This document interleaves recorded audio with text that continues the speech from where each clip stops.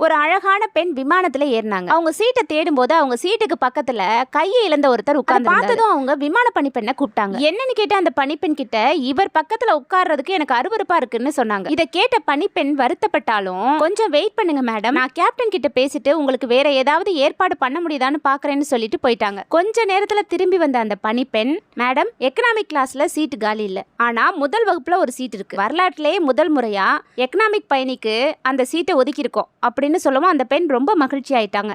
அந்த பணிப்பெண் நேரா அவர் பக்கத்துல போய், சார் தயவு செஞ்சு மன்னிச்சிருங்க, உங்களுக்கு தான் அந்த முதல் நிலை சீட்டு, உங்க பக்கத்துல இவங்கள மாதிரி ஒருத்தரை உட்கார வைக்க எங்களுக்கு மனம் இல்லைன்னு சொல்லவும் அங்க இருக்க எல்லாரும் கை தட்டினாங்க. அப்ப அந்த பெரியவர், நான் ஒரு ரிட்டையர்டு மிலிட்டரி ஆபீசர், கார்கில் போர்ல என்னோட கையை இழந்துட்டேன். அந்த பெண் சொன்னதை கேட்டதும் ஒரு நொடி வருத்தம் வந்தது. இவங்கள மாதிரி மக்களுக்காகவா நாம போராடணும்னு, ஆனா இப்ப நீங்க கை தட்டுறதை பார்க்கும்போது என்னோட தியாகத்துக்கு அர்த்தம் இருக்குன்னு தோணுதுன்னு சொன்னாரு. அழகு என்பது கண்களால் காணப்படுவதில்லை, மனதால் உணரப்படுவது.